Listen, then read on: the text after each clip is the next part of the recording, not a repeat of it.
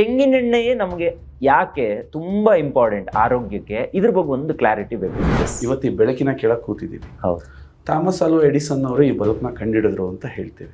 Edison ಅವ್ರಿಗೆ ಏನಾದ್ರೂ gastric ಇದ್ದಿದ್ರೆ ಅಥವಾ ಅವರಿಗೆ ಏನಾದರೂ ಬೇರೆದಿದ್ದಿದ್ರೆ ಅವರು ಬಲ್ಬ್ ಕಂಡುಹಿಡಿತಿರ್ಲಿಲ್ಲ, ಮೋಸ್ಟ್ಲಿ ಮೆಡಿಸಿನ್ ಕಂಡುಹಿಡಿಯಬೇಕು. ಆಯುರ್ವೇದನ ನೀವು ತೀಕ್ಷ್ಣವಾಗಿ ಗಮನಿಸಿದ್ರೆ ಟೊಮೊಟೊ ಹಣ್ಣು ಮತ್ತು ಹುಣಸೆ ಹಣ್ಣು ಎರಡೂ ಕೂಡ ಒಂದೇ.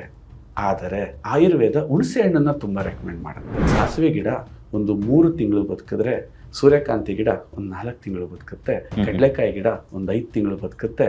ಆದರೆ ಒಂದು ತೆಂಗಿನ ಗಿಡ ಎಷ್ಟು ವರ್ಷ ಬದುಕುತ್ತೆ ಅಂತ ನಾವು ನಿಮ್ಮನ್ನು ಕೇಳಿದ್ರೆ ಗೊತ್ತು. ಸುಮಾರು 500 ವರ್ಷದವರೆಗೂ ಒಂದು ತೆಂಗಿನ ಮರ ಬದುಕಿರೋ ಉದಾಹರಣೆಗಳು. ವಿಜ್ಞಾನಿಗಳು ಈ ಏಡಿ ಏನ್ ತಿಂತಿದೆ ಅನ್ನೋದನ್ನ ರಿಸರ್ಚ್ ಮಾಡಿದಾಗ ಆ ಏಡಿ ತೆಂಗಿನಕಾಯಿನ ತಿಂತಾ ಇರುತ್ತೆ.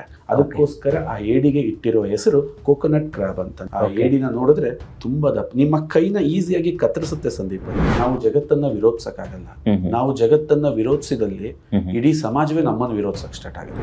ಅಲ್ಯೂಮಿನಿಯಂ ಪಾತ್ರೆಯಲ್ಲಿ ಯಾರು ಉಪ್ಪು ಹುಳಿ ಖಾರವನ್ನ ಬೆರೆಸಿದ ಆಹಾರವನ್ನ ತಾವು ತಿಂತಿರೋ ಆ ಆಹಾರದ ಜೊತೆ ಅಲ್ಯೂಮಿನಿಯಂ ಸಿಲಿಕೇಟ್ ಅನ್ನೋ ಒಂದು ದ್ರಾವಣ ಬಿಡುಗಡೆ ಆಗುತ್ತೆ. ಆ ದ್ರಾವಣ ನೀವು ಜೈಲಿಗೆ ಹೋಗ್ಬೇಕಾದ್ರೆ ಹಿಂಗ್ ಹೋಗ್ತೀರಿ, ಜೈಲಿಂದ ಬರಬೇಕಾದ್ರೆ ಹಿಂಗ ಬರ್ತೀರಿ. ಇವತ್ತೇನಾಗಿದೆ, ಆ ಪೊಲ್ಯೂಷನ್ ಕಂಟಿನ್ಯೂ ಆಗ್ತಾ ಇದೆ.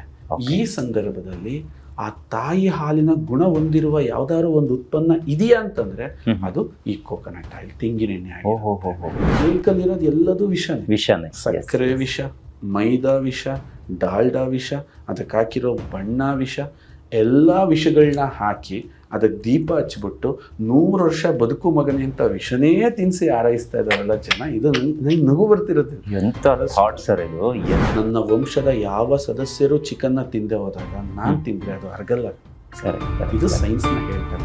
ಪ್ರಿಯ ವೀಕ್ಷಕರೇ ನಮಸ್ಕಾರ. ಕಾರ್ಯಕ್ರಮವನ್ನ ನೋಡಿ ಸುಮ್ಮನಾಗಬೇಡಿ, ನಮ್ಮ ವಾಹಿನಿಯನ್ನ ಸಬ್ಸ್ಕ್ರೈಬ್ ಮಾಡ್ಕೊಳ್ಳಿ. ಹಾಯ್ ಹಲೋ ನಮಸ್ಕಾರ ವೀಕ್ಷಕರೇ, ನಾನು ಸಂದೀಪ್ ಶೆಟ್ಟಿ, ಹೆಗ್ಗದ್ದೆ. ಇದು ಹೆಗ್ಗದ್ದೆ ಸ್ಟುಡಿಯೋ. ವೀಕ್ಷಕರೇ, ಹೆಗ್ಗದ್ದೆ ಸ್ಟುಡಿಯೋದಲ್ಲಿ ನೀವು ಈಗಾಗಲೇ ಆರೋಗ್ಯದ ವಿಚಾರವಾಗಿ ಅನೇಕ ಕಾರ್ಯಕ್ರಮಗಳನ್ನು ನೋಡಿದ್ದೀರಾ. ಸೊ ಆರೋಗ್ಯ ಅಂತ ಹೇಳಿದ ತಕ್ಷಣ ಸುಮಾರು ಜನ ಕಿವಿ ನೆಟ್ಟಗೆ ಮಾಡಿಕೊಂಡು ಸಂದೀಪ್ ಅವರು ಏನು ಹೇಳ್ಬೋದು, ಒಂದು ಕಾರ್ಯಕ್ರಮ ಅಂತ ಹೇಳಿದ್ರೆ ಅದು ಆರೋಗ್ಯಕ್ಕೆ ಬೆಸ್ಟ್ ಕಾರ್ಯಕ್ರಮ ಅಂತ ಹೇಳಿದ್ರೆ ಹೆಗ್ಗದ್ದೆ ಸ್ಟುಡಿಯೋ ಅಂತ ನೋಡುವವರನ್ನ ನಾನು ನೋಡಿದ್ದೀನಿ.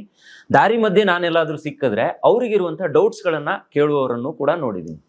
ಇವತ್ತಿನ ಒಂದು ಕಾರ್ಯಕ್ರಮವನ್ನು ನೀವೆಲ್ಲ ಕಂಪ್ಲೀಟಾಗಿ ನೋಡಬೇಕು. ಇವತ್ತು ಮಾತ್ರ ಅಲ್ಲ, ಇದು ನಾಳೆಗೂ ಕೂಡ ಜಾಸ್ತಿ ಬಿತ್ತರ ಆಗ್ಬೋದು, ನಾಡಿದ್ದು ಬಿತ್ತರ ಆಗ್ಬೋದು, ಗೊತ್ತಿಲ್ಲ ನನಗೆ. ಇದು ಎಲ್ಲಿವರೆಗೆ ಕರ್ಕೊಂಡು ಹೋಗುತ್ತೆ ನನಗೆ ಗೊತ್ತಿಲ್ಲ. ಅದೇನೋ ಹೇಳ್ತೀವಲ್ಲ, ದಾರಿ ಸವೆಯುವ ತನಕ ನಮ್ಮ ಮೆರವಣಿಗೆ ಇರಬೇಕಂತೆ. ಹಾಗೆ ಈ ಕಾರ್ಯಕ್ರಮವನ್ನು ನಾವು ಆರೋಗ್ಯದ ಕಳಕಳಿಯನ್ನು ಇಟ್ಕೊಂಡೇ ಪ್ರಾರಂಭ ಮಾಡ್ತಾ ಇರುವಂಥದ್ದು. ನಾನೀಗ ಸದ್ಯಕ್ಕೆ ಅರಸೀಕೆರೆಗೆ ಬಂದಿದ್ದೀನಿ. ಅರಸೀಕೆರೆಯಲ್ಲಿ ಬಹಳ ಮುಖ್ಯವಾಗಿ ಎಣ್ಣೆಯ ಬಗ್ಗೆ, ಅಂದರೆ ತೆಂಗಿನೆಣ್ಣೆ, ವರ್ಜಿನ್ ಎಣ್ಣೆ. ನೀವೇನಾದರೂ ಕೇಳಿದಿರಾ? ತೆಂಗಿನ ಎಣ್ಣೆಯನ್ನು ನೀವೆಲ್ಲ ಕೇಳಿರ್ಬೋದು. ಆದರೆ ಇವತ್ತು ಫಸ್ಟ್ ಟೈಮ್ ವರ್ಜಿನ್ ಎಣ್ಣೆಯ ಬಗ್ಗೆ ಒಂದಿಷ್ಟು ಮಾಹಿತಿಯನ್ನು ಕೊಡೋರಿದ್ದೀವಿ. ಸೊ ಈ ಬಗ್ಗೆ ಮಾತಾಡೋದಕ್ಕೆ ನಮ್ಮ ಹೆಗ್ಗದ್ದೆ ಸ್ಟುಡಿಯೋದಲ್ಲಿ ಇವತ್ತು ಎಣ್ಣೆಯ ಬಗ್ಗೆ ಒಂದಿಷ್ಟು ವರ್ಷಗಳಿಂದ ವೈಜ್ಞಾನಿಕವಾಗಿ ವಿಶ್ಲೇಷಣೆಯನ್ನು ಮಾಡಿ ಸಮಾಜದ ಜನರಿಗೆ ಆರೋಗ್ಯ ಎಷ್ಟು ಇಂಪಾರ್ಟೆಂಟ್ ಆಗಿರುತ್ತೆ, ಆರೋಗ್ಯದ ಹಿಂದೆ ಎಣ್ಣೆಯ ಪಾತ್ರ ಎಷ್ಟು ಇರುತ್ತೆ ಅನ್ನೋದ್ರ ಬಗ್ಗೆ ಎಲ್ಲ ಒಂದಿಷ್ಟು ಕೂಲಂಕುಷವಾದ ಮಾಹಿತಿಯನ್ನು ಕೊಟ್ಟು ಪ್ರತಿ ಮನೆಗೂ ಕೂಡ ವರ್ಜಿನ್ ಎಣ್ಣೆಯನ್ನು ತಲುಪಿಸುವ ಜವಾಬ್ದಾರಿಯನ್ನು ಹೊತ್ತಿರುವಂತಹ ಗುರುಲಿಂಗಯ್ಯ ಅವರು ನನ್ನ ಕಾರ್ಯಕ್ರಮದಲ್ಲಿ ಜಾಯ್ನ್ ಆಗಿದ್ದಾರೆ. ಬನ್ನಿ, ನಿಮ್ಮೆಲ್ಲರ ಪರವಾಗಿ ಅವರನ್ನ ಇವತ್ತಿನ ಕಾರ್ಯಕ್ರಮಕ್ಕೆ ಆತ್ಮೀಯವಾದ ಸ್ವಾಗತವನ್ನು ಕೊಡ್ತಾ ಇದ್ದೀನಿ. ಸರ್, ಕಾರ್ಯಕ್ರಮ ನಮಸ್ತೆ ಸರ್. ಬಹಳ ಖುಷಿ ಆಯ್ತು. ನಮಗೂ ಅರಸೀಕೆರೆಗೆ ಬಂದು ನಿಮ್ಮನ್ನ ಇವತ್ತು ಭೇಟಿ ಮಾಡ್ತಾ ಇರೋದು, ಅದು ನಿಮ್ಮ ಮನೆಯಲ್ಲಿ ಹೆಗ್ಗದ್ದೆ ಸ್ಟುಡಿಯೋ ಇವತ್ತಿದೆ. ನನಗೊಂದು ಹೋಪ್ ಇದೆ ಸರ್, 100% ಈ ಕಾರ್ಯಕ್ರಮ ಪ್ರತಿಯೊಬ್ಬರಿಗೂ ಇಷ್ಟ ಆಗುತ್ತೆ. ಯಾಕಂದ್ರೆ ನಿಮ್ಮ ಜೊತೆಗೆ ನಾನು ಒನ್ ಅವರ್ ಕಳೆದಿರ್ಬೋದು. ಆ 1 ಅವರಲ್ಲೇ ಸಿಕ್ಕಾಪಟ್ಟೆ ಇಷ್ಟ ಆಗ್ಬಿಟ್ರಿ. ಆರೋಗ್ಯದ ಬಗ್ಗೆ ನಿಮ್ಗಿರುವ ಮುತುವರ್ಜಿ, ಕಾಳಜಿ ನಿಮ್ಮ ಮನೆಯಲ್ಲಿ ನೋಡಿದ್ರೆ ಗೊತ್ತಾಗುತ್ತೆ ಎಷ್ಟು ಒಳ್ಳೆಯ ನೆಮ್ಮದಿಯ ಆರೋಗ್ಯ ಇರಬೇಕು ಅಂತ. ಅಂದ್ರೆ ಆರೋಗ್ಯ ಅಂದ್ರೆ ದೇಹಕ್ಕೆ ಮಾತ್ರ ಅಲ್ಲ, ಮನಸ್ಸಿಗೂ ಕೂಡ ಆರೋಗ್ಯ ಬೇಕಂತೆ. ಸೊ ಹಾಗಾಗಿ ಇದೆಲ್ಲದ್ರ ಬಗ್ಗೆ ಒಂದಿಷ್ಟು ಮಾತಾಡಬೇಕು. ಅದಕ್ಕೂ ಮುಖ್ಯವಾಗಿ ನೀವು ಈಗ ನನಗೆ ವರ್ಜಿನ್ ಎಣ್ಣೆಯ ಬಗ್ಗೆ ಹೇಳಿದ್ರಿ, ತೆಂಗಿನ ಎಣ್ಣೆಯ ಬಗ್ಗೆ ಹೇಳಿದ್ರಿ. ನಾವೆಲ್ಲ ಕರಾವಳಿಯವರು ಸರ್, ನಾವು ತೆಂಗಿನ ಎಣ್ಣೆಯನ್ನೇ ಜಾಸ್ತಿ ಉಪಯೋಗ ಮಾಡ್ತಿದ್ದಿದ್ದು. ಆದ್ರೆ ಆ ಭಾಗದ ತೆಂಗಿನ ಎಣ್ಣೆಗೂ ಸಿಟಿಯ ಮಂದಿಗೆ ಇಷ್ಟ ಆಗುವಂತ ತೆಂಗಿನ ಎಣ್ಣೆಗೂ ಅಲ್ಲಿರುವಂತ ಆ ಭಾಗದ ಎಣ್ಣೆಯ ಸ್ಮೆಲ್ಗೂ ಇಲ್ಲಿ ತಗೊಳ್ಳುವಂತ ಎಣ್ಣೆಯ ಸ್ಮೆಲ್ಗೆ ಎಲ್ಲೋ ವ್ಯತ್ಯಾಸ ಇದೆ. ಮತ್ತೆ ಅದು ಅಲ್ಲಿನ ಪೀಪಲ್ಗಳಿಗೆ ಅದು ಇಷ್ಟ ಆಗ್ಬೋದು, ಆದ್ರೆ ಇಲ್ಲಿ ಅದು ಬೇರೆ ತರ ಅನಿಸ್ಬೋದು. ನಾನು ತಿನ್ನೋದೇ ಇಲ್ಲ, ಒಂಥರ ಸ್ಮೆಲ್ ಬರುತ್ತೆ, ಈ ತರ ಎಲ್ಲ ಚೇಂಜಸ್ ಆಗುತ್ತೆ. ನಾನು ನಿಮ್ಗೆ ಪ್ರಾರಂಭದಲ್ಲೇ ಕೇಳೋಕೆ ಇಷ್ಟಪಡ್ತೀನಿ, ತೆಂಗಿನೆಣ್ಣೆಯೇ ನಮಗೆ ಯಾಕೆ ತುಂಬಾ ಇಂಪಾರ್ಟೆಂಟ್ ಆರೋಗ್ಯಕ್ಕೆ, ಇದ್ರ ಬಗ್ಗೆ ಒಂದು ಕ್ಲಾರಿಟಿ ಬೇಕು ಸರ್. ಅಂದ್ರೆ ಈ ಹಿಂದೆನೂ ಕೂಡ ಪ್ಯೂರ್ ಎಣ್ಣೆ ಎಲ್ಲಿ ಸಿಗುತ್ತೆ ಹುಡ್ಕೊಂಡು ಹೋಗಿ ಕೆಲವೊಂದು ಮಾಡಿದ್ವಿ, ಆದ್ರೆ ಅದಕ್ಕಿಂತ ಇನ್ನೂ ಪ್ಯೂರ್ ಆಗಿರುವಂತಹ ಎಣ್ಣೆ ಒಂದಿದೆ ಅನ್ನೋದು ನನಗೆ ಗೊತ್ತಿರಲಿಲ್ಲ. ಬಹುಶಃ ಇವತ್ತೇ ಗೊತ್ತಾಗ್ತಿರುವಂಥದ್ದು. ಅದನ್ನ ನಾನು ವೀಕ್ಷಕರಿಗೂ ಕೂಡ ತಲುಪಿಸ್ತಾ ಇದ್ದೀನಿ, ತಿಳಿಸ್ತಾ ಇದ್ದೀನಿ. ವೀಕ್ಷಕರಿಗೂ ಕೂಡ ಅಷ್ಟೇ, ಈ ಕಾರ್ಯಕ್ರಮವನ್ನ ದಯವಿಟ್ಟು ತುಂಬಾ ಜನರಿಗೆ ತಲುಪಿಸ್ಬಿಡಿ. ಅದು ನಿಮ್ಮೇಲೆ ಬಿಟ್ಟಿದ್ದೀವಿ, ಶೇರ್ ಮಾಡಿ ಅಂತ ಹೇಳೋಕೆ ಇಷ್ಟಪಡ್ತೀನಿ. ಯಾಕಂದ್ರೆ ಇದು ಸಿಕ್ಕಾಪಟ್ಟೆ ನಾಲೆಜಬಲ್ ಪ್ರೋಗ್ರಾಮ್. ಇದು 100% ಪ್ರತಿಯೊಬ್ರು ತಿಳ್ಕೊಬೇಕು. ಸರ್, ತೆಂಗಿನ ಎಣ್ಣೆ ಬಗ್ಗೆ ಹೇಳಿ, ಇದನ್ನ ಯಾಕೆ ನಾವು ಬಳಕೆ ಮಾಡಬೇಕು ಅನ್ನೋದ್ರ ಬಗ್ಗೆ ಹೇಳಿ. ತೆಂಗಿನ ಎಣ್ಣೆಯಲ್ಲೂ ವೆರೈಟಿ ಇರುತ್ತಾ ಅನ್ನೋದ್ರ ಬಗ್ಗೆ ಒಂದು ಕ್ಲಾರಿಟಿ ಕೊಡಿ. ಖಂಡಿತ ಸರ್. ಮೊದಲನೇದಾಗಿ ನಿಮಗೆ ತುಂಬ ಹೃದಯದ ಧನ್ಯವಾದ. Thank you sir. ಯಾಕೆ ಅಂತಂದ್ರೆ ನೋಡಿ, ಆರೋಗ್ಯ ಅಂತ ಬಂದಾಗ ನಿಮಗೆ ನಾನು ಎಷ್ಟು ದುಡ್ಡು ಕೊಟ್ಟರು ಅದು ನಿಮ್ಮ ಕೈಲಿರಲ್ಲ. ಕೊಟ್ಟ ದುಡ್ಡು ಕೈಲೂ ಇರಲ್ಲ. ನೀವು ಏನನ್ನ ಬೇಕಾದರೂ ನನ್ನ ಹತ್ರ ಶೇರ್ ಮಾಡ್ಬೋದು, ಹಣ ಶೇರ್ ಮಾಡ್ಬೋದು, ಏನ್ ಬೇಕಾದ್ರೂ. ಆದ್ರೆ ಆರೋಗ್ಯನ ಶೇರ್ ಮಾಡೋಕ್ಕಾಗಲ್ಲ. ಹೌದು. ನಮ್ಮಿಂದ ಕೀಳಲೇ ಆಗದಂತಹ ಒಂದು ಅದ್ಭುತವಾದ ನಮ್ಮತನ ಅಂತ ಏನಾದ್ರು ಇದ್ರೆ ಅದು ಆರೋಗ್ಯ. ನಾನು ಹಲವಾರು ಕಡೆ ಮಾತಾಡ್ಬೇಕಾದ್ರೆ ಒಂದು ಮಾತನ್ನ ತಿಳಿಸ್ತಾ ಇರ್ತೀನಿ. ಈ ಜಗತ್ತಲ್ಲಿ ಏನೇನು ಅದ್ಭುತ ಸೃಷ್ಟಿಯಾಗಿದೆಯಲ್ಲ, ಅದು ಯಾರಿಂದ ಅಂದ್ರೆ ಆರೋಗ್ಯವಂತರಿಂದ. ಒಂದು ಮಾತನ್ನ ನಿಮಗೆ ಹೇಳಕ್ ಇಷ್ಟಪಡ್ತೀನಿ. ಇವತ್ತು ಈ ಬೆಳಕಿನ ಕೆಳಗೆ ಕೂತಿದ್ದೀವಿ. ಥಾಮಸ್ ಆಲ್ವಾ ಎಡಿಸನ್ ಅವರು ಈ ಬಲ್ಬ್ನ ಕಂಡಿಡಿದ್ರು ಅಂತ ಹೇಳ್ತೀವಿ. ಎಡಿಸನ್ ಅವ್ರಿಗೆ ಏನಾದ್ರೂ ಗ್ಯಾಸ್ಟ್ರಿಕ್ ಇದ್ದಿದ್ರೆ ಅಥವಾ ಅವರಿಗೆ ಏನಾದರೂ ಬೇರೆದಿದ್ದಿದ್ರೆ ಅವರು ಬಲ್ಬ್ ಕಂಡುಹಿಡಿತಿರ್ಲಿಲ್ಲ, ಮೋಸ್ಟ್ಲಿ ಮೆಡಿಸಿನ್ ಕಂಡುಹಿಡಿಯಕ್ಕೆ ಹೋಗ್ತಾ ಇದ್ರು. ಕುವೆಂಪು ಅವರು ಶ್ರೀ ರಾಮಾಯಣ ದರ್ಶನಂ ಬರೆದ್ರು ಅಂತ ಕೇಳ್ತೀವಿ. ಯಾಕೆ ಅಂಥ ಸುಂದರವಾದ ಕಾವ್ಯ, ಮಲೆಗಳಲ್ಲಿ ಮದುಮಗಳು, ಶಿವರಾಮ ಕಾರಂತರ ಕಾವ್ಯಗಳು, ಇವೆಲ್ಲ ನಾವು ಓದಿದಾಗ ಅಂದ್ಕೋತಾ ಇರ್ತೀವಿ ಇದು ಸೃಷ್ಟಿಯಾಗಕ್ಕೆ ಕಾರಣ ಏನು ಅಂತ. ಉತ್ತಮವಾದ ಆರೋಗ್ಯ. ಇವತ್ತು ಜನ ಏನ್ ಮಾಡ್ತಾ ಇದ್ದಾರೆ, ದುಡ್ಡಿನಿಂದ ಹೊಡ್ತಾರೆ. ಆದ್ರೆ ದುಡ್ಡಿನ ಮುಂದೆ ಇರ್ತಕ್ಕಂಥ ಆರೋಗ್ಯದ ಬಗ್ಗೆ ಸ್ವಲ್ಪ ಯೋಚನೆ ಮಾಡ್ಬಿಟ್ರೆ ಅದರಂತ ದೊಡ್ಡದು ಯಾವುದೂ ಇಲ್ಲ. ಬನ್ನಿ, ನೀವು ಇವತ್ತು ಕ್ವಶನ್ ನನಗೆ ಬಹಳ ಒಳ್ಳೆ ಪವರ್ಫುಲ್ ಕ್ವಶನ್ ಕೇಳಿದ್ದೀರಿ, ತೆಂಗಿನ ಎಣ್ಣೆನೇ ಯಾಕೆ ತಿನ್ಬೇಕು ಅಂತ. ನೋಡಿ ಸಂದೀಪ್, ಇವತ್ತಿನ ಪ್ರಪಂಚ ಹೇಗಿದೆ ಅಂತಂದ್ರೆ, ನಾನು ಕೊಡ್ತಕ್ಕಂಥ ದುಡ್ಡಿಗೆ ಎಕ್ಸ್ಟ್ರಾ ಏನ್ ಸಿಗುತ್ತೆ ಅಂತ ನಾವು ನೋಡ್ತೀವಿ. ಫ್ರೀ ಇದೆಯಾ ಅಂತ ನೋಡಿ, ಫ್ರೀ ಇದೆಯಾ, ಎಕ್ಸ್ಟ್ರಾ ಇದೆಯಾ. ಈಗ ಮಾರ್ಕೆಟಿಂಗ್ ಟ್ರೆಂಡ್ ಕೂಡ ಹಂಗೆ ಆಗಿದೆ. ಯಾವ ತರ ಇದೆ ಅಂತಂದ್ರೆ, ಈ ಕಾರ್ ತಗೊಳ್ಳಿ 5 ವರ್ಷ ಎಕ್ಸ್ಟ್ರಾ ವಾರಂಟಿ ಕೊಡ್ತೀವಿ, ನಮ್ಮ ಹತ್ರ ನೀವು ಈ ಸೋಪ್ ತಗೊಂಡ್ರೆ ಇನ್ನೊಂದು ಸೋಪ್ ಫ್ರೀ ಕೊಡ್ತೀವಿ. ಸಂದೀಪ್, ನಾನು ನಿಮಗೇನಾದ್ರೂ ಆಫರ್ ಮಾಡಿದ್ರೆ ನೀವು ತೆಂಗಿನ ಎಣ್ಣೆನ ತಿನ್ನಿ ಇನ್ನೂ 20 ವರ್ಷ ಎಕ್ಸ್ಟ್ರಾ ಬದುಕ್ತೀರಾ ಅಂತ ಹೇಳಿದ್ರೆ ನಿಮಗೆ ಎಷ್ಟು ಖುಷಿ ಆಗತ್ತೆ ಅಂದ್ರೆ, ಏನು ವಸ್ತು ಆಫರ್ ಮಾಡ್ಬೋದು, ಆದ್ರೆ ಲೈಫ್ನೇ ಆಫರ್ ಮಾಡ್ತಕ್ಕಂಥ ಕೆಲಸ ಇದು. ಆಶ್ಚರ್ಯ ಆಗತ್ತೆ. ಈಗ ನನ್ನ ಪ್ರತಿ ಮಾತಿಗೆ ನಾನು ವೈಜ್ಞಾನಿಕ ವಿಶ್ಲೇಷಣೆಯನ್ನ ಕೊಡ್ತಾ ಹೋಗ್ತೀನಿ. ನೋಡಿ ಸಂದೀಪ್, ನಿಮ್ಮಲ್ಲಿ ಜೀನ್ಸ್ ಇದೆ. ಅದೇ ತರ ಪ್ರತಿಯೊಂದು ಗಿಡದಲ್ಲೂ ಕೂಡ ಒಂದು ಜೀನ್ಸ್ ಇರುತ್ತೆ. ಆ ಗಿಡದಲ್ಲಿ ಇರ್ತಕ್ಕಂತಹ ಜೀನ್ಸ್ ಏನಿರುತ್ತೆ ಅದು ಮನುಷ್ಯನ ಮೇಲೆ ಪ್ರಭಾವ ಬೀರ್ತಕ್ಕಂಥ ಸಾಧ್ಯತೆಗಳು ಜಾಸ್ತಿ ಇರುತ್ತೆ. ಆಯುರ್ವೇದನ ನೀವು ತೀಕ್ಷ್ಣವಾಗಿ ಗಮನಿಸಿದ್ರೆ ಟೊಮೊಟೊ ಹಣ್ಣು ಮತ್ತು ಹುಣಸೆ ಹಣ್ಣು ಎರಡೂ ಕೂಡ ಒಂದೇ. ಆದರೆ ಆಯುರ್ವೇದ ಹುಣಸೆ ಹಣ್ಣನ್ನ ತುಂಬಾ ರೆಕಮೆಂಡ್ ಮಾಡುತ್ತೆ. ಯಾಕೆ ಅಂತ ನೋಡಿದ್ರೆ ಎರಡು ಹುಳಿನೇ, ಎರಡರಿಂದನೂ ಸಾಂಬಾರ್ ಆಗುತ್ತೆ, ಎರಡರಿಂದನೂ ಚಿತ್ರಾನ್ನ ಆಗುತ್ತೆ. ಆದ್ರೆ ಹುಣಸೆ ಹಣ್ಣು ಯಾಕೆ ಅಂತಂದ್ರೆ, ಟೊಮೊಟೊ ಹಣ್ಣು ಕೇವಲ 3 ರಿಂದ 4 ತಿಂಗಳು ಬದುಕ್ತಕ್ಕಂತಹ ಗಿಡ. ಟೊಮೊಟೊ ಗಿಡಕ್ಕೆ ಈಸಿಯಾಗಿ ರೋಗಗಳು ಬರುತ್ತೆ. ಬಿಸಿಲನ್ನ ಅತಿಯಾಗಿ ಸಹಿಸೋ ಶಕ್ತಿ ಇಲ್ಲ, ಮಳೆಯನ್ನ ಅತಿಯಾಗಿ ಸಹಿಸೋ ಶಕ್ತಿ ಇಲ್ಲ. ಯಾವ್ದಾದ್ರೂ ಒಬ್ಬ ಮನುಷ್ಯ ಹೋದ್ರೆ ಒಂದು ಟೊಮೊಟೊ ಗಿಡನ ಹೀಗೆ ಕಿತ್ತು ತೆಗಿಬೋದು. ಆದರೆ ಒಂದು ಹುಣಸೆ ಮರದ ಆಯಸ್ಸನ್ನ ನೋಡಿದ್ರೆ 1000 ವರ್ಷ ಬದುಕುತ್ತೆ. ಹುಣಸೆ ಮರನ ಯಾರು ಈಸಿಯಾಗಿ ಕೀಳಕ್ಕಾಗಲ್ಲ. ಬಿಸಿಲಿರ್ಲಿ, ಚಳಿ ಇರಲಿ, ಮಳೆ ಇರಲಿ, ಅಂದ್ರೆ ಹುಣಸೆ ಮರದ ಆ ಸ್ವಾಭಾವಿಕ ಗುಣಗಳು ಆ ಹುಣಸೆ ಕಾಯಲ್ಲಿ ಇರೋದ್ರಿಂದ ಅದನ್ನ ತಿನ್ನೋದ್ರಿಂದ ಮನುಷ್ಯನ ಮೇಲೆ ಪ್ರಭಾವ ಬೀರುತ್ತೆ ಅನ್ನೋದು ವೈಜ್ಞಾನಿಕ ವಿಶ್ಲೇಷಣೆ ಸಂದೀಪ್. ಈಗ ಬನ್ನಿ, ಎಣ್ಣೆಗಳ ಬಗ್ಗೆ ನಾನು ಸೂರ್ಯಕಾಂತಿ ಎಣ್ಣೆ ಕೆಟ್ಟದ್ದು, ಕಡಲೆಕಾಯಿ ಎಣ್ಣೆ ಕೆಟ್ಟದ್ದು ಅಂತ ಖಂಡಿತ ನಾನು ತಿಳ್ಸಕ್ ಇಷ್ಟಪಡಲ್ಲ. ಯಾಕೆಂದ್ರೆ ಪ್ರತಿಯೊಂದು ಬೆಳೆ ಬೆಳೀತಕ್ಕಂಥ ಬೆಳೆಗಾರರಿದ್ದಾರೆ. ಆದ್ರೆ ಸಾಸಿವೆ ಗಿಡ ಒಂದು 3 ತಿಂಗಳು ಬದುಕಿದ್ರೆ, ಸೂರ್ಯಕಾಂತಿ ಗಿಡ ಒಂದು 4 ತಿಂಗಳು ಬದುಕುತ್ತೆ, ಕಡಲೆಕಾಯಿ ಗಿಡ ಒಂದು 5 ತಿಂಗಳು ಬದುಕುತ್ತೆ. ಆದ್ರೆ ಒಂದು ತೆಂಗಿನ ಗಿಡ ಎಷ್ಟು ವರ್ಷ ಬದುಕುತ್ತೆ ಅಂತ ನಾವು ನಿಮ್ಮನ್ನು ಕೇಳಿದ್ರೆ ಗೊತ್ತು. ಸುಮಾರು 500 ವರ್ಷದವರೆಗೂ ಒಂದು ತೆಂಗಿನ ಮರ ಬದುಕಿರೋ ಉದಾಹರಣೆಗಳು. ಸೊ ತೆಂಗಿನ ಮರದಿಂದ ಇದನ್ನ ತಿನ್ನೋದ್ರಿಂದ ನನ್ನ ಆಯಸ್ಸು ವೃದ್ಧಿ ಆಗುತ್ತೆ ಅನ್ನೋದಕ್ಕೆ ಒಂದು ಜೀವಿ ನಮಗೆ ಬಹಳ ಮಾರ್ಗದರ್ಶನ ಕೊಡುತ್ತೆ.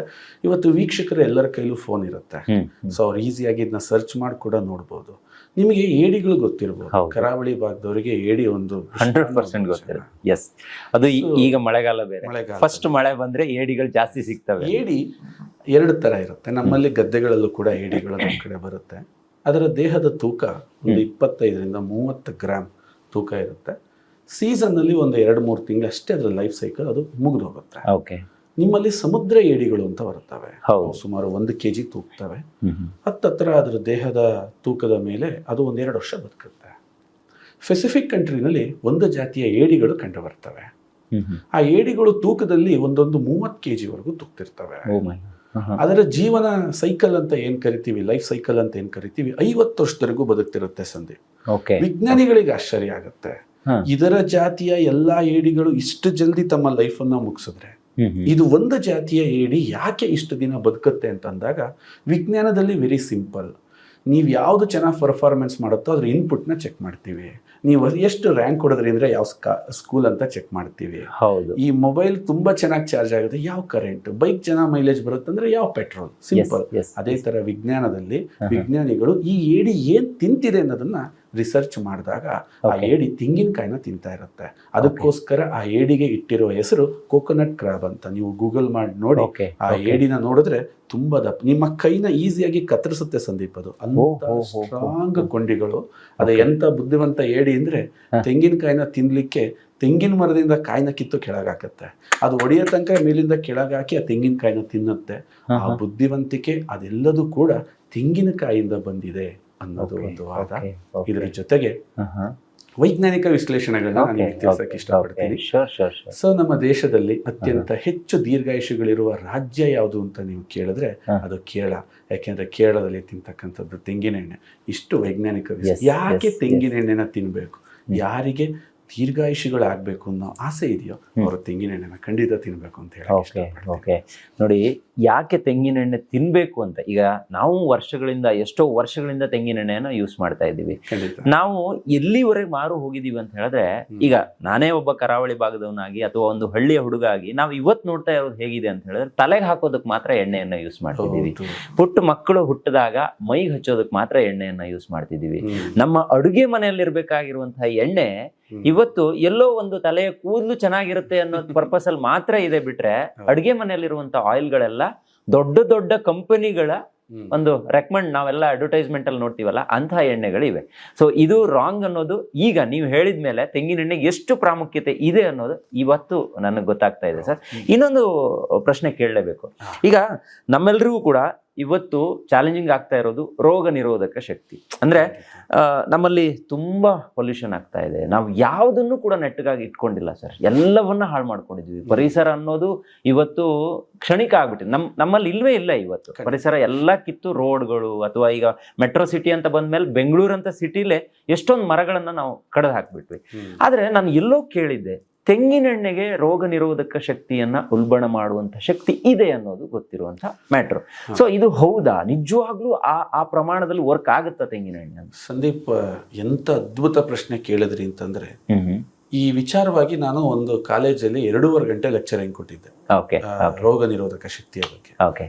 ಜಾಗೃತಗೊಳಿಸಿದಿರಿ, ಥ್ಯಾಂಕ್ ಯು ಸೋ ಮಚ್. ಅದ್ಭುತವಾದ ಪ್ರಶ್ನೆ ಇದು. ಬನ್ನಿ, ಇವತ್ತೇನಾಗ್ತಿದೆ, ಜಗತ್ತು ಬೆಳೀತಾ ಇದೆ. ನಾವು ಜಗತ್ತನ್ನ ವಿರೋಧಿಸಕ್ಕಾಗಲ್ಲ. ನಾವು ಜಗತ್ತನ್ನ ವಿರೋಧಿಸಿದಲ್ಲಿ ಇಡೀ ಸಮಾಜವೇ ನಮ್ಮನ್ನು ವಿರೋಧಿಸಕ್ ಸ್ಟಾರ್ಟ್ ಆಗುತ್ತೆ. ಟೂತ್ ಪೇಸ್ಟ್ ನ ನೀವು ಅವಾಯ್ಡ್ ಮಾಡಕ್ಕಾಗಲ್ಲ. ಬೇವಿನ ಕಡ್ಡಿಲಿ ನೀವೇನಾದ್ರೂ ಹಲ್ ತಿಕ್ಕಕ್ ಹೋದ್ರೆ ನಿಮ್ಮ ಮನೆಯವರೇ ನಿಮ್ಮನ್ನ ಆಚೆ ಕಳಿಸೋಂತ ಸಂದರ್ಭ. 100%. ಅದು ಶಿಲಾಯುಗದ ವ್ಯಕ್ತಿನ ಮದುವೆ. ಕೇಳಲಿಕ್ಕೆ ಚಂದ, ಅನುಸರಿಸ್ಲಿಕ್ಕೆ ತುಂಬಾ ಕಷ್ಟ. ನೋಡಿ, ಇವತ್ತು ರೋಗ ನಿರೋಧಕ ಶಕ್ತಿ ಹೇಗೆ ಜನಗಳು ನಿರಾತಂಕವಾಗಿದ್ದಾರೆ ಅಂತಂದ್ರೆ, ಅವ್ರ ದೇಹಕ್ಕೆ ವಿಷಗಳು ಹೇಗೆ ಪ್ರವೇಶ ಆಗ್ತಿದೆ ಅನ್ನೋದೇ ಅವ್ರಿಗೆ ಗೊತ್ತಾಗ್ತಾ ಇದೆ. ನಿಮಗೊಂದು ಇಂಟ್ರೆಸ್ಟಿಂಗ್ ಸ್ಟೋರಿ ಹೇಳ್ತೀನಿ, ಆನಂತರ ಇದಕ್ಕೆ ಖಂಡಿತ ಸರ್. ಫಸ್ಟ್ ಆಫ್ ಆಲ್, ಹಿಂದೆ ಸ್ವತಂತ್ರ ಹೋರಾಟಗಾರರನ್ನ ಜೈಲಿಗೆ ಹಾಕ್ತಾ ಇದ್ರು. ಕ್ರಾಂತಿಕಾರಿಗಳು, ಸಂಗೊಳ್ಳಿ ರಾಯಣ್ಣನವ್ರು ಇರ್ಬೋದು, ಭಗತ್ ಸಿಂಗ್ ಅವ್ರು ಇರ್ಬೋದು. ಬ್ರಿಟಿಷರು ಆ ಟೈಮಲ್ಲಿ ಒಂದು ಆಯುಧನ ಹಾಕೋತಾರೆ. ಯಾಕೆಂದ್ರೆ ಕ್ರಾಂತಿಕಾರಿಗಳನ್ನ ಮಟ್ಟ ಹಾಕ್ಬೇಕು ಅಂದ್ರೆ ಅವ್ರನ್ನ ತಗೊಂಡೋಗಿ ಅವ್ರೂರಲ್ಲೇ ಗಲ್ಲಿಗೆ ಏರಿಸ್ಬೇಕು. ಅದನ್ನು ನೋಡಿದಂತಹ ಜನ ಎದುರಿ ಮತ್ತೆ ಯಾರು ಕ್ರಾಂತಿಕಾರಿಗಳು ಬರಲ್ಲ. ಇದು ಬ್ರಿಟಿಷರ ತಂತ್ರ ಆಗಿತ್ತು. ಆದ್ರೆ ಅದು ಫೇಲ್ ಆಯ್ತು. ಯಾಕೆಂದ್ರೆ ಅವ್ರು ಹೋಗಿ ಗಲ್ಲಿಗೆ ಹಾಕ್ದಾಗ ಅದನ್ನ ನೋಡಿದಂತ 100 ಜನ ಕ್ರಾಂತಿಕಾರಿಗಳು ರಕ್ತ ಕುದಿಯಕ್ ಸ್ಟಾರ್ಟ್ ಆಯ್ತು. ಇವನ್ ಯಾಕೆ ಸತ್ತ, ಇವನ್ ಸತ್ತಿದ್ ನಮಿಗೋಸ್ಕರ, ಇನ್ನೂ ಕ್ರಾಂತಿಕಾರಿಗಳು. ಆ ಟೈಮಲ್ಲಿ ಒಬ್ಬ ಬ್ರಿಟಿಷ್ ಅಧಿಕಾರಿ ಒಂದು ಪ್ಲಾನ್ ಮಾಡ್ತಾನೆ. ಇವ್ರನ್ನ ಹೀಗೆ ಸಾಯಿಸಬಾರ್ದು, ಇವರಿಗೆ ಸ್ಲೋ ಪಾಯ್ಸನ್ ಕೊಟ್ಟು ಸಾಯಿಸ್ಬೇಕು ಅಂತ ಒಂದು ಪ್ಲಾನ್ ಆಗುತ್ತೆ. ಆ ಟೈಮಲ್ಲಿ ಇಂಟ್ರೊಡ್ಯೂಸ್ ಆದಂತಹ ಒಂದು ಪಾತ್ರೆ ಅಲ್ಯೂಮಿನಿಯಂ.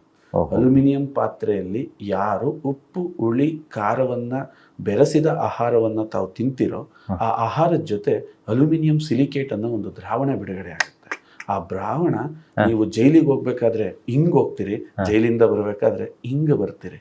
ಇದು ಬ್ರಿಟಿಷರು ಅವರನ್ನ ಒಂದು ಕ್ರಾಂತಿಕಾರಿಗಳನ್ನ ತಗ್ಗಿಸ್ಲಿಕ್ಕೆ ಮಾಡಿದಂತಹ ಒಂದು ಉಪಯೋಗ. ಬ್ರಿಟಿಷ್ ರೋಗ ಆಯ್ತು, ಸ್ವತಂತ್ರ ಒಂದು ಎಷ್ಟು ವರ್ಷ ಆಯ್ತು, ಇವತ್ತು ಎಲ್ಲೆಲ್ಲೂ ಅಲ್ಯೂಮಿನಿಯಂ ಪಾತ್ರೆಗಳೇ ಇದಾವೆ. ನಾನು ಇದನ್ನ ತಪ್ಸಿ ಅಂತಲ್ಲ, ತಪ್ಸಕ್ ಆಗಲ್ಲ ಅಂತ ನಾನು ಹೇಳಕ್ಕೆ ಟ್ರೈ ಮಾಡ್ತಾ ಇದ್ದೀನಿ. ಯಾವ್ದಾದ್ರು ಹೋಟೆಲ್ಗೆ ಹೋಗ್ಬಿಟ್ಟು ಸಂದೀಪ್, ನಿಮ್ಮಲ್ಲಿ ಅಲ್ಯೂಮಿನಿಯಂ ಪಾತ್ರೆ ಇಲ್ಲದೇ ಇರೋ ಅಡುಗೆ ಇದೆಯಾ ಅಂತ ಕೇಳಿದ್ರೆ ನೀವು ದಯವಿಟ್ಟು ನಮ್ಮ ಹೋಟ್ಲಿಗೆ ಬರಬೇಡಿ ಅಂತ ಹೇಳೋ ಮಾತುಗಳು ಜಾಸ್ತಿ. ಮದುವೆಗಳು, ಸಮಾರಂಭಗಳು, ಅಂದ್ರೆ ಎಲ್ಲಾ ಕಡೆಯಿಂದ ವಿಷ ವಿಷ ವಿಷ ವಿಷ ಇವತ್ತು ಮನುಷ್ಯನಿಗೆ ಸೇರ್ತಾ ಇದೆ. ಇದಕ್ಕಿರೋ ಪರಿಹಾರ ಏನು ಸಂದೀಪ್? ನಾವು ಊಟ ಮಾಡ್ದಂಗೆ ಇರಕ್ಕಾಗಲ್ಲ, ನೀರು ಕುಡಿದಂಗೆ ಇರಕ್ಕಾಗಲ್ಲ, ಗಾಳಿ ವಿಷ, ನೀರು ವಿಷ. ಇದಕ್ಕಿರೋದೊಂದೇ ನಮ್ಮಲ್ಲಿ ಭಗವಂತ ಕೊಟ್ಟಿರ್ತಕ್ಕಂಥ ಒಂದು ರೋಗ ನಿರೋಧಕ ಶಕ್ತಿನ ಹೆಚ್ಚಿಸ್ಕೋಬೇಕು. ಈ ರೋಗ ನಿರೋಧಕ ಶಕ್ತಿನ ಹೆಚ್ಚಿಸ್ಕೊಳ್ಳಿಕ್ಕೆ ಭೂಮಿ ಮೇಲೆ ನಮಗೆ ಎರಡೇ ಅವಕಾಶ ಇದೆ. ಮೊದಲನೇ ಅವಕಾಶ, ನಾನು ಮಗುವಾಗಿ ಹುಟ್ಟಿದಾಗ ಅದು ತಾಯಿ ಹಾಲಿನ ಮುಖಾಂತರ ನಾವು ಪಡಿತೀವಿ. ಯಾಕೆಂತಂದ್ರೆ ಹುಟ್ಟಿದಂತಹ ಮಗುಗೆ ಯಾವುದೇ ಆಹಾರಗಳನ್ನ ಅರಗಿಸಿಕೊಳ್ಳುವ ಶಕ್ತಿ ಇರಲ್ಲ. ಆ ಮಗುಗೆ ಏನ್ ತಿಂದ್ರೂ ಕೂಡ ಆ ಮಗು ಫೇಲ್ ಆಗುತ್ತೆ. ಆ ಸಂದರ್ಭದಲ್ಲಿ ಭಗವಂತ ತಾಯಿಯ ಎದೆ ಹಾಲು ಅಂತ ಕೊಟ್ಟಿದ್ದಾನೆ. ಯಾಕೆಂದ್ರೆ ಆ ತಾಯಿಯ ಎದೆ ಹಾಲನ್ನ ಮಗು ತನ್ನ ಬಾಯಿಯ ಜೊಲ್ಲಿನ ರಸದಲ್ಲಿ ಇಟ್ಕೊಂಡ್ರೆ ಸಾಕು, ಅದು ಕರಗಿ ಮಗುವಿನ ದೇಹಕ್ಕೆ ಶಕ್ತಿಯನ್ನ ಕೊಡುತ್ತೆ. ನೋಡಿ ಎಂತ ಅದ್ಭುತ! ಬಾಯಲ್ಲಿ ಆಹಾರ ಅರಗಿಸುವಂತ ಆಹಾರನೇ ದೇವರು ಮಾಡಿಕೊಟ್ಟಿದ್ದಾನೆ. ಅದನ್ನ ಕುಡಿದು ಕುಡಿದು ಕುಡಿದು ಆ ಮಗು ಈ ಪೊಲ್ಯೂಟೆಡ್ ಪ್ರಪಂಚಕ್ಕೆ ಹೊಂದಿ ಆ ಮಗು ದೊಡ್ಡದಾಗ್ತಾ ಬಂದು ಬೆಳೆಯುತ್ತೆ. ತಾಯಿಯ ಹಾಲು ಕೇವಲ ಇಂದಿನ ದಿನಗಳಲ್ಲಿ 1 ವರ್ಷ, 2 ವರ್ಷ, ಕೆಲವರು 3 ವರ್ಷದ ತನಕ ಕುಡಿತಿದ್ದವರು ಇದ್ದಾರೆ. ಸಾಕಾಗಿತ್ತು ಸಂದೀಪ್, ಯಾಕೆಂದ್ರೆ ಪ್ರಪಂಚ ಪೊಲ್ಯೂಷನ್ ಆಗಿರ್ಲಿಲ್ಲ. ಇವತ್ತೇನಾಗಿದೆ, ಆ ಪೊಲ್ಯೂಷನ್ ಕಂಟಿನ್ಯೂ ಆಗ್ತಾ ಇದೆ. ಈ ಸಂದರ್ಭದಲ್ಲಿ ಆ ತಾಯಿ ಹಾಲಿನ ಗುಣ ಹೊಂದಿರುವ ಯಾವ್ದಾದ್ರು ಒಂದು ಉತ್ಪನ್ನ ಇದೆಯಾ ಅಂತಂದ್ರೆ ಅದು ಈ ಕೋಕೋನಟ್ ಆಯಿಲ್, ತೆಂಗಿನೆಣ್ಣೆ ಆಗಿದೆ. ಯಾಕೆಂದ್ರೆ ಇದರಲ್ಲಿ 53% ಸೋಡಿಯಂ ಮಾನೋಲಾರಿಕ್ ಆಸಿಡ್ ಇದೆ ಸಂದೀಪ್. ಅಂದ್ರೆ ಇದು 1 ಲೀಟರ್ನ ದಯವಿಟ್ಟು ನೀವು ಆ ಎಣ್ಣೆ ಹೋಲ್ಸಕ್ ಹೋಗ್ಬೇಡಿ. ಇದರಲ್ಲಿ 530 ಗ್ರಾಮ್ ಸೋಡಿಯಂ ಮಾನೋಲಾರಿಕ್ ಆಸಿಡ್ ಇದೆ. ಅಂದ್ರೆ ಅರ್ಥ ಮಾಡಿ, 1 ಲೀಟರ್ ಎಣ್ಣೆ ನಿಮ್ಮ ದೇಹನ ಪ್ರವೇಶಿಸ್ತು ಅಂತಂದ್ರೆ ಇನ್ನೆಷ್ಟು ಮಟ್ಟದ ರೋಗ ನಿರೋಧಕ ಶಕ್ತಿಯನ್ನ ಜಾಸ್ತಿ ಮಾಡುತ್ತೆ. ಇದಕ್ಕೆ ಇನ್ನೊಂದು ಇಂಟ್ರೆಸ್ಟಿಂಗ್ ಸಬ್ಜೆಕ್ಟ್ ನಾನು ಹೇಳ್ತೀನಿ ಸಂದೀಪ್, ಇದನ್ನ ನಮ್ಮ ವೀಕ್ಷಕರು ದಯವಿಟ್ಟು ಗಮನಿಸಬೇಕು. ಸಂದೀಪ್, ಇವತ್ತು ಮಾರ್ಕೆಟ್ ಅಲ್ಲಿ ತುಂಬಾ ಮೆಡಿಸಿನ್ಸ್ ಬಂದಿದೆ. ನಾನು ಯಾವ ಮೆಡಿಸಿನ್ಸ್ನೂ ವಿರೋಧಿಸಲ್ಲ, ಆದ್ರೆ ನಾನು ವೈಜ್ಞಾನಿಕವಾಗಿ ಕೆಲವು ಪ್ರಶ್ನೆಗಳು ಕೇಳ್ತೀನಿ, ಆ ಪ್ರಶ್ನೆಗೆ ಉತ್ತರ ಕೊಡಿ ಅಂತ ಹೇಳ್ತೀನಿ. ನಿಮ್ಮ ಕಾರ್ಯಕ್ರಮನ ಸುಮಾರು ಜನ ಡಾಕ್ಟರ್ಸ್ ಕೂಡ ನೋಡ್ತಿರ್ಬೋದು. ನಾನು ತುಂಬಾ ಖುಷಿ ಪಡ್ತೀನಿ. ಯಾಕೆಂದ್ರೆ ವೈದ್ಯರಲ್ಲೂ ಕೂಡ ಇವತ್ತು ಎಷ್ಟು ಪ್ರಜ್ಞಾವಂತ ವೈದ್ಯರು ಬರ್ತಾ ಇದ್ದಾರೆ ಅಂತಂದ್ರೆ I am really proud of. ಅಂದ್ರೆ ಎಲ್ಲಿ ಈ ಅಂಧಕಾರ ಸಂಭವಿಸುತ್ತೋ ಅಲ್ಲಿ ಶ್ರೀಕೃಷ್ಣ ನಾನೇ ಮತ್ತೆ ವಾಪಸ್ ಹುಟ್ಟು ಬರ್ತೀನಿ ಅಂತ ಹೇಳ್ತಾರೋ, ಹಂಗೆ ಇವತ್ತು ಎಷ್ಟೋ ಜನ ಡಾಕ್ಟರ್ ಸ್ವಯಂ ಪ್ರೇರಿತವಾಗಿ ಇದನ್ನ ಟೀಚ್ ಮಾಡ್ತಾ ಇದ್ದಾರೆ. It's really proud moment. ಈ ಮೂಮೆಂಟ್ ನ ನಾನು ಪ್ರೌಡ್ ಮೂಮೆಂಟ್ ಅಂತ ಹೇಳಕ್ ಇಷ್ಟಪಡ್ತೀನಿ. ಇದೇ 20 ವರ್ಷದಿಂದ ಡಾಕ್ಟರ್ಗಳಿಗೆ ಮಾತಾಡ್ತಾ ಇರ್ಲಿಲ್ಲ ಸಂದೀಪ್. ಯಾವುದೇ ಆಹಾರ ನಿಮ್ಮ ದೇಹದಲ್ಲಿ ಅರಗಬೇಕು ಅಂತಂದ್ರೆ ಅದು ನಿಮ್ಮ ಜೆನೆಟಿಕಲಿ ಡಿಸೈಡ್ ಆಗಿರುತ್ತೆ. ಫಸ್ಟ್ ಅರ್ಥ ಮಾಡ್ಕೊಳ್ಳಿ. ಅರ್ಥ ಆಗಂಗೆ ಹೇಳ್ತೀನಿ, ವೀಕ್ಷಕರು ಕನ್ಫ್ಯೂಸ್ ಆಗ್ಬಾರ್ದು. ಜೆನೆಟಿಕಲಿ ಅಂದ್ರೆ ಏನು ನೋಡಿ ಸಂದೀಪ್, ನಾನು ನಿಮಗೊಂದು ಕಡೆ ಕೇಕ್ ಇಡ್ತೀನಿ, ಇನ್ನೊಂದು ಕಡೆ ಒಂದು ನಿಮ್ಮ ಕರಾವಳಿಯ ಭಾಗದ ಒಂದು ಸ್ವೀಟ್ ಗೋಧಿ ಪಾಯಸ ಏನೋ ನಮ್ಮ ಪೂರ್ತಿ ಆಕರ್ಷಣೆ ಕೇಕ್ ಕಡೆಗೆ ಹೋಗುತ್ತೆ. ಯಾಕೆ? ನೋಡ್ಲಿಕ್ಕೆ ಚೆನ್ನಾಗಿದೆ, ಕ್ರೀಮಿ ಆಗಿದೆ, ಟೇಸ್ಟಿ ಆಗಿದೆ. ತಗೊಂಡು ಕೇಕ್ನ ಬಾಯಿಗೆ ಇಡ್ತೀರಾ, ಇಟ್ಟ 10 ನಿಮಿಷದಲ್ಲೇ ನಿಮ್ಮ ಹೊಟ್ಟೆ ನುಲಿಯಕ್ಕೆ ಸ್ಟಾರ್ಟ್ ಆಗುತ್ತೆ. ಇನ್ನ ಅರ್ಧ ಗಂಟೆ ಬಿಟ್ಟು ಇನ್ನೊಂದು ಪೀಸ್ ಕೇಕ್ನ ನಿಮಗೆ ರೆಕಮೆಂಡ್ ಮಾಡಿದ್ರೆ ನೀವು ಅದನ್ನು ತಿನ್ನಲ್ಲ. ಅಕಸ್ಮಾತ್ ತಿಂದ್ರೂ ಕೂಡ ನಿಮಗದು ಹೆರಿಟೇಟ್ ಆಗುತ್ತೆ. ಇನ್ನೊಂದು ಗಂಟೆ ಬಿಟ್ಟು ಇನ್ನೊಂದು ಪೀಸ್ ಕೇಕ್ನ ಕೊಟ್ರಿ ಅಂತಂದ್ರೆ ನೀವು ವಾಮಿಟ್ನೇ ಮಾಡ್ತೀರಾ. ಅಬ್ಸರ್ವ್ ಮಾಡಿ. ಇದು ಪಿಜ್ಜಾ ಆಗಿರ್ಬೋದು, ಬರ್ಗರ್ ಆಗಿರ್ಬೋದು, ಇವತ್ತಿನ ಆಧುನಿಕ ಪ್ರತಿಯೊಂದು ಫುಡ್ಗಳನ್ನು ನಮ್ಮ ದೇಹ ಒಂದ್ಸರಿ ಆಸೆಲ್ ತಿಂತೀರಿ, ಮತ್ತೆ ರಿಪೀಟ್ ತಿನ್ನಕ್ಕಾಗಲ್ಲ. ಅದೇ ಗೋಧಿ ಪಾಯಸನ ತಿನ್ನಿ, ನಿಮ್ಗೇನೂ ಆಗಲ್ಲ.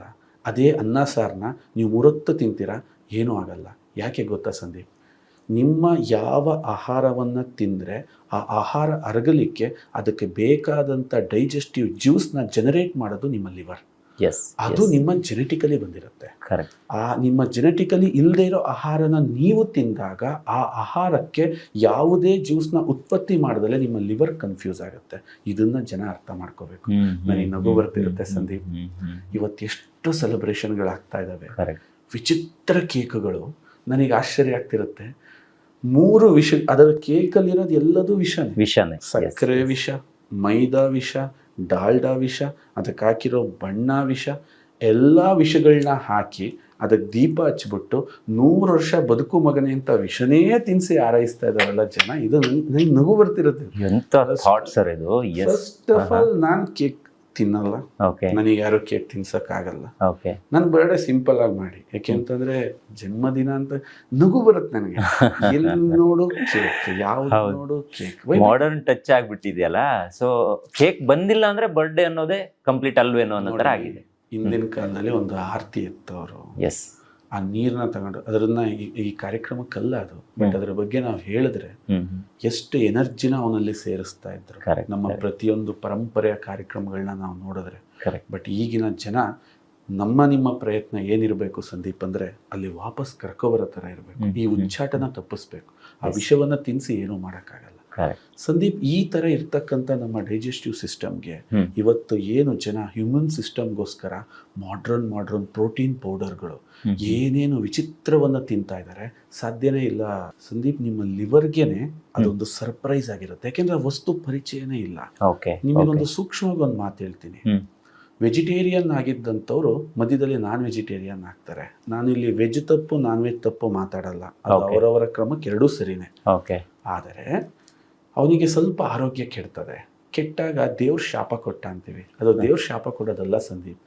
ನಾನೀಗ ವೆಜಿಟೇರಿಯನ್ ಇದ್ದೀನಿ, ಚಿಕನನ್ನ ಅರಗಿಸೋ ಶಕ್ತಿ ನನ್ನ ಲಿವರ್ಗೆ ಖಂಡಿತ ಇಲ್ಲ. ಯಾಕೆಂದ್ರೆ ನನ್ನ ತಾತ, ನಮ್ಮ ಮುತ್ತಾತ, ನನ್ನ ವಂಶದ ಯಾವ ಸದಸ್ಯರು ಚಿಕನ್ನ ತಿಂದೆ ಹೋದಾಗ ನಾನು ತಿಂದ್ರೆ ಅದು ಅರಗಲ್ಲ. ಇದು ಸೈನ್ಸ್ ನ ಹೇಳ್ತಕ್ಕಂಥ. ಹಾಗಾಗಿ ಅಮೆರಿಕಾದ ಫುಡ್ ಇಂಡಿಯಾದವ್ರಿಗೆ ಅಡ್ಜಸ್ಟ್ ಆಗಲ್ಲ, ಇಂಡಿಯಾದ ಫುಡ್ ಅಮೆರಿಕಾದವ್ರಿಗೆ ಅಡ್ಜಸ್ಟ್ ಆಗಲ್ಲ. ಇಂಥ ಸಿಚುವೇಶನ್ ಅಲ್ಲಿ ಹುಚ್ಚು ಮೆಡಿಸನ್ಗಳನ್ನ ಜನ ತಿಂತಾ ಇದಾರಲ್ಲ, ತಿಂದು 1 ವರ್ಷಕ್ಕೆ ಸುಸ್ತಾಗ್ತಾರೆ. ನೀವು ಕೇಳಿರ್ಬೋದು, ಫೀಲ್ಡ್ ಅಲ್ಲಿ ನಾನಾ ತರದ ಪ್ರಯತ್ನ ಪಡ್ತಾರೆ. ಇದರೊಳಗೆಲ್ಲ ತೆಂಗಿನೆಣ್ಣೆ ಹೆಂಗ್ ಉತ್ತರ ಆಗುತ್ತೆ ಅಂದ್ರೆ ಸಂದೀಪ್, ಇದರಲ್ಲಿ ಸೋಡಿಯಂ ಮಾನೋಲಾರಿಕ್ ಆಸಿಡ್ ಅನ್ನೋ ಒಂದು ಅಂಶ ಇದೆ. ನಿಮ್ಮಲ್ಲಿ ಒಂದು ಅಮೃತ ನೀವು ಸೃಷ್ಟಿ ಮಾಡ್ತಾ ಇದ್ದೀರಾ, ಅದೇ ನಿಮ್ಮ ಸಲೈವ, ನಮ್ಮ ಬಾಯಲ್ಲಿ ಜೊಲ್ಲು, ಅದು ಅಮೃತಕ್ಕೆ ಸಮಾನ. ನಿಮ್ಮ ದೇಹದ ಪ್ರತಿಯೊಂದು ಪ್ರಾಬ್ಲಮ್, ಈಗ ಸಂದೀಪ್ ನಾನು ನಿಮ್ಮ ಕಾಲ್ನ ಚಿವುಡ್ತೇನೆ, ಬಾಯಲ್ಲೇ ಹೇಳ್ತಿರಲ್ವಾ ಕಾಲ್ ನೋಯ್ತಿದೆ. ನಿಮ್ಮ ಕೈಯನ್ನ ಚಿವುಡ್ತೇನೆ, ಬಾಯಲ್ಲೇ ಹೇಳ್ತಿರಲ್ವಾ ನಂದು. ನಿಮ್ಮ ತಲೆಯನ್ನ ಕೀಳ್ತೇನೆ, ನೀವು ಬಾಯಲ್ಲೇ ಹೇಳ್ತಿರಲ್ವಾ. ನಿಮ್ಮ ಬೆನ್ನಿಗೆ ನೋವು ಆಗ್ತದೆ, ಬಾಯಲ್ಲೇ ಹೇಳ್ತಿರಲ್ವಾ. ನಿಮ್ಮ ಬಾಯಿ ಹೇಗೆ ಕಮ್ಯುನಿಕೇಟರೋ ಅದೇ ತರ ನಿಮ್ಮ ಬಾಯಲ್ಲಿರುವ ಜೊಲ್ಲು ಕೂಡ ನಿಮ್ಮ ದೇಹದ ಪ್ರತಿಯೊಂದು ನೋವಿನ ಕಮ್ಯುನಿಕೇಟರ್. ಈ ಅಮೃತವನ್ನ ಯಾವಾಗ ನೀವು ಬಾಯಲ್ಲಿ ಹಾಕ್ತೀರಾ, ಅದನ್ನ 10 ನಿಮಿಷ ಇಡ್ತೀರಿ. ಜಸ್ಟ್ ಒಂದು 10 ಸೆಕೆಂಡ್ ಅಥವಾ 1 ನಿಮಿಷ ನೀವು ಅದನ್ನ ಬಾಯಲ್ಲಿ ಇಡಬೇಕು. ಇಟ್ಟಾಗ ಇದು ನಿಮ್ಮ ಜೊಲ್ಲಿನ ಜೊತೆ ಬೆರೆತು ಸೋಡಿಯಂ ಮಾನೋಲಾರಿನ್ ಆಗಿ ಪರಿವರ್ತನೆ ಹೊಂದುತ್ತೆ. ಅದು ಮನುಷ್ಯನ ದೇಹದಲ್ಲಿ ರೋಗ ನಿರೋಧಕ ಶಕ್ತಿ ಕಟ್ಟುವ ಇಟ್ಟಿಗೆ. ಇಷ್ಟ ಅರ್ಥ ಮಾಡ್ಕೊಳ್ಳಿ. ಇದು 10 ನಿಮಿಷದಲ್ಲಿ ನಿಮ್ಮ ದೇಹದ ಎಲ್ಲಾ ಭಾಗಕ್ಕೆ ಸ್ಪ್ರೆಡ್ ಆಗುತ್ತೆ. ಇದು ಕರಳಿಗೆ ಹೋಗುವ, ಅಲ್ಲಿ ಡೈಜೆಷನ್ ಆಗಿ ನಿಮ್ಮ ದೇಹಕ್ಕೆ ತಲುಪುವ ಯಾವುದೇ ಅವಶ್ಯಕತೆ ಇಲ್ಲಿ ಬೀಳೋದಿಲ್ಲ. ಅಂತ ಅಮೃತ ಈ ತೆಂಗಿನ ಎಣ್ಣೆ ಅಂತ ಹೇಳಕ್ಕೆ.